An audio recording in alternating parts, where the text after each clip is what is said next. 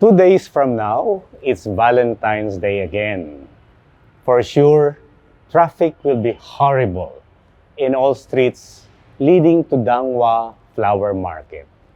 Many people consider giving flowers as the best expression of love.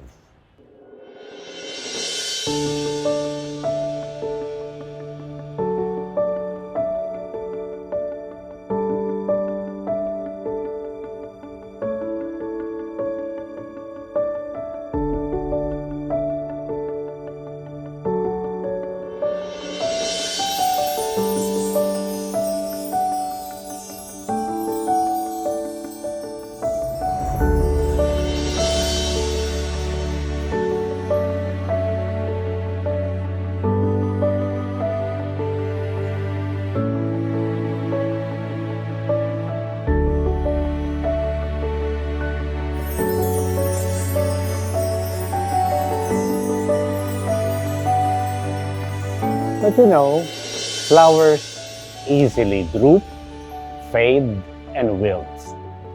So the love that they symbolize must be also short-lived and inconstant, just like our good intentions and our feelings.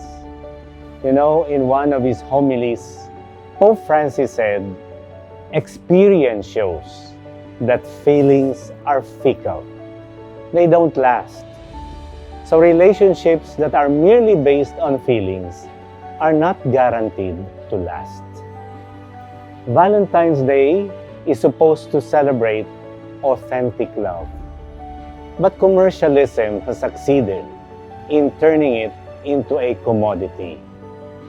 Lovers buy flowers, chocolate, teddy bears, colorful heart-shaped balloons, and Valentine cards. Those with limited budget would send endless texts, mostly copied from the internet. And the rich would gift their beloved with expensive jewelry, a sumptuous dinner in a classy hotel, or an escapade to an expensive resort. It's so sad that many people today equate love with the price of the Valentine gift they expect to receive. And those who give pricey items are disappointed when their generosity is not reciprocated. So how to overcome that frustration?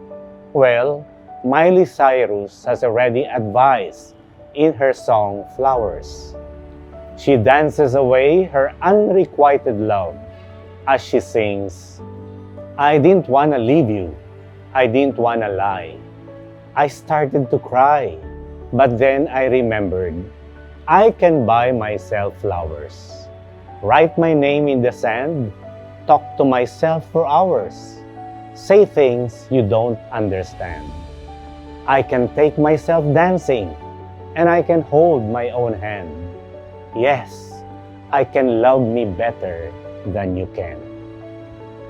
Jilted lovers and those who feel in love during Valentine's Day will surely applaud Miley Cyrus' very practical message. Buy a beautiful bouquet of flowers and give this to yourself. Show the person who scorned or rejected you that you can love yourself better than he or she can. Miley's song echoes the song of Whitney Houston. She said, "Learn to love yourself. This is the greatest love of all." When you love yourself, you do not need external validation, and you can face rejection calmly and graciously. So on Valentine's Day, send flowers to yourself. If you want to make other people feel special, why not do the same to yourself? You deserve it. But just a caution, too much self-love can cause malignant narcissism. Today, malignant self-love afflicts many people, especially the youth, whose doting parents brainwash them into thinking that self-love means privilege or entitlement. One study shows that young people upload around 1,000 selfies in Instagram every 10 seconds. or approximately 93 million selfies a day. Sadly, when they got canceled, their self-love disintegrates. The golden rule tells us, love your neighbor as yourself. Does this extol self-love? If we read it closely, we realize that loving ourselves is just a prerequisite to loving others. More than a passion or a feeling, love is an inherent human desire to go beyond ourselves. It is a yearning for self-transcendence, forcing us to live and die, not for ourselves, but for another person, a cause, a belief, or even an ideology. The greatest love of all is not self-love, but sacrificial love. Without the willingness to sacrifice, self-love can be a recipe for disaster. Jesus taught us that love is not a commodity to be sold and bought. It is a basic necessity, and therefore, it is priceless. For centuries, marriage is one of the most tangible ways of expressing the sublimity of sacrificial love.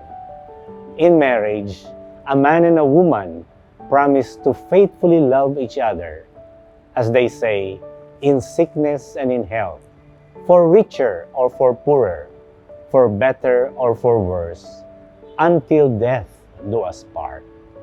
They do not say, until further notice. But our culture is becoming allergic to self-denial.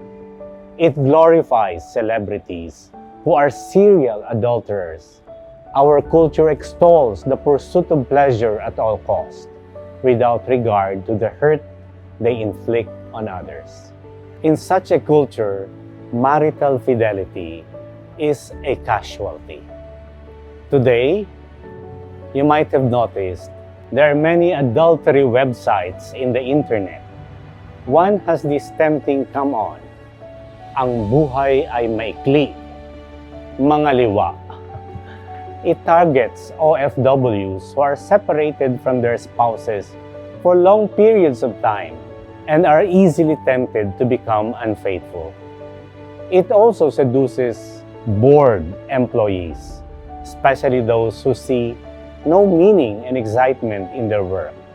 They are tempted to have illicit affairs that, according to them, have no risk of being found out, no long-term attachment, and no responsibility. Marriage is one of the most fundamental choices we make in life. When a person decides to get married, he must accept the fact that his choice forecloses or excludes all other choices, contrary to or incompatible with his decision. Married couples must remember, every decision involves a renunciation. We cannot have it all.